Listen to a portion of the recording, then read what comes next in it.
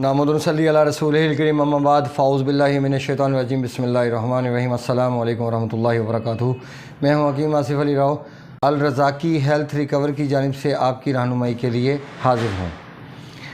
आज का जो मौजू हमने तरतीब दिया है वो भी स्पेशल उसी सिलसिले की कड़ी है जहाँ हमने ड्राई फ्रूट के बारे में बात कर रहे हैं,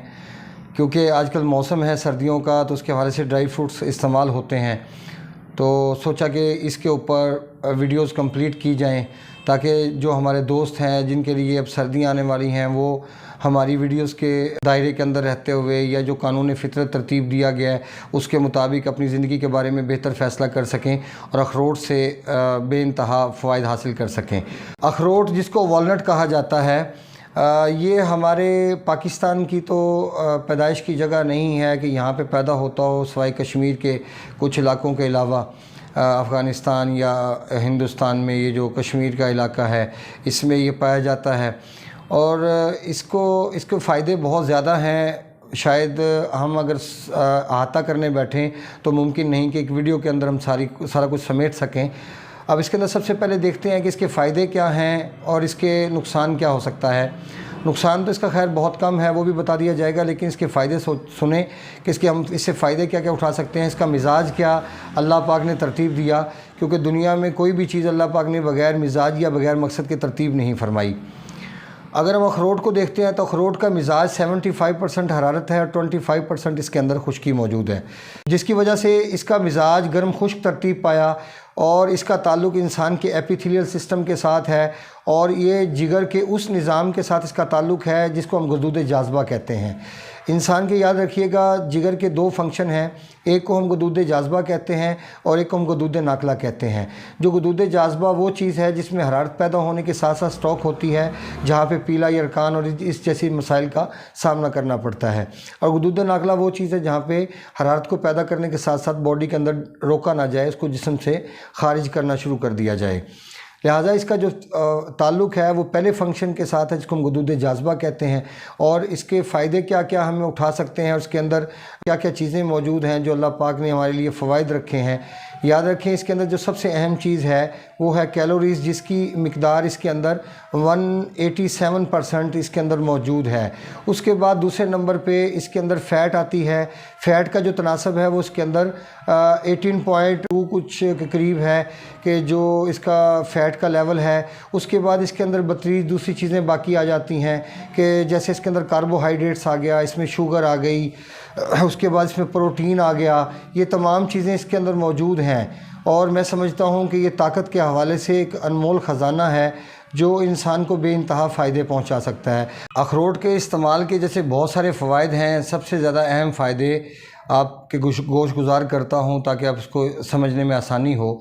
कि अगर किसी इंसान के सीमन वीक हो जाते हैं, या तो वो ठंड की वजह से, रतूबात की ज़्यादती की वजह से, या एसिडिटी की वजह से तेज़ाबियत जब बढ़ जाती है तो उस सूरत में सीमन वीक हो जाते हैं, क्योंकि ऐसी सूरत में जो पस सेल्स होते हैं वो बढ़ना शुरू हो जाते हैं, जिसकी वजह से सीमन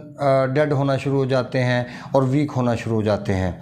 अगर पहले निज़ाम की इस्लाह कर ली जाए और निज़ाम को बेहतर कर लिया जाए और उसके बाद अखरोट को ऐसी सूरत में इस्तेमाल करवाया जाए कि रूटीन में अगर कुछ अखरोट ले लिया जाए और अखरोट के साथ कुछ शहद मिला के उसका डेली इस्तेमाल किया जाए नीम गर्म दूध के साथ, तो ये सीमन को डेवलप करने की सलाहियत रखता है।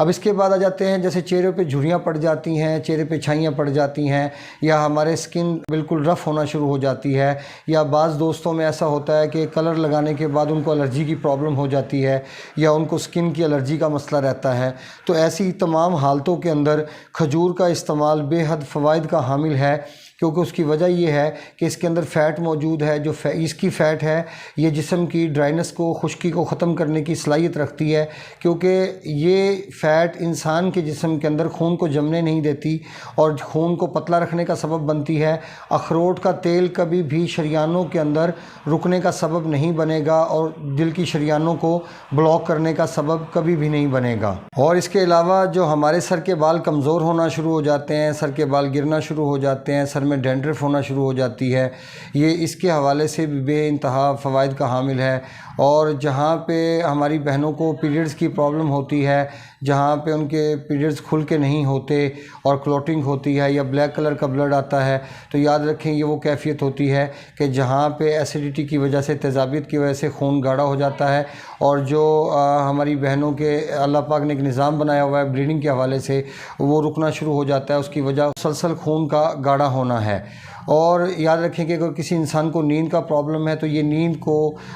ٹھیک کرنے کے لیے جو والنٹ ہے یہ بہترین کردار ادا کرتا ہے، اور اس کی وجہ یہ ہے کہ اس کے اندر جو فیٹ موجود ہے، جو پانی موجود ہے، یہ جسم کی خشکی کو ختم کرنے میں انسان کی ہیلپ کرتا ہے، اور جسم کے اندر حرارت کو بحال کرنے میں انسان کی ہیلپ کرتا ہے۔ تو اس سے کیا فائدے ملتے ہیں کہ انسان کی گھبراہٹ، بے چینی یا کانسٹیپیشن جیسے مسائل ہوتے ہیں یہ آہستہ آہستہ رفع ہونا شروع ہو جاتے ہیں۔ اور اس حوالے سے بھی دیکھا جائے تو ایچ بی کی مقدار کو بڑھانے کے حوالے سے بھی، کیونکہ اس میں زنک موجود ہے، ہڈیوں کو مضبوط کرنے کے حوالے سے بھی اس کو استعمال کرنا بہت زیادہ فائدے کا حامل ہوگا۔ لیکن یاد رکھیں کہ اس کو استعمال صرف اس حالت میں کر سکتے ہیں کہ جب آپ کے جسم میں حرارت زیادہ نہ ہو اور آپ کا پیشاب پیلا، زرد اور جل کے آتا ہو، یا آپ کو پیلے یرقان جیسے مسائل کا سامنا ہو، یا آپ کو یلو کلر کے ایموشن آتے ہوں، یا آپ کو آپ کے ہاتھوں پاؤں میں شدید قسم کی جلن ہو، لیکن وہ جلن جو گرمی کی وجہ سے پیدا ہوتی ہے، نہ کہ وہ جلن جو تیزابیت کی وجہ سے پیدا ہوتی ہے۔ جب تیزابیت کی وجہ سے جلن ہوگی ہاتھوں پاؤں میں تو پھر اخروٹ کا استعمال کیا جا سکتا ہے، لیکن اس صورت میں نہ آنکھیں پیلی ہوں گی، نہ چہرہ پیلا ہوگا، نہ پیشاب کی رنگت بہت زیادہ پیلی ہوگی۔ لیکن اگر حرارت ہوگی تو یہ سارے معاملات ہوں گے، اور ایسی حالت میں اخروٹ کا استعمال نہیں کیا جا سکے گا۔ اور اس کو نیند کے حوالے سے آپ استعمال کر سکتے ہیں، اور ڈیلی کی اس کی مقدار ہم کتنی استعمال کریں گے اپنی صحت کو کمفرٹیبل رکھنے کے حوالے سے،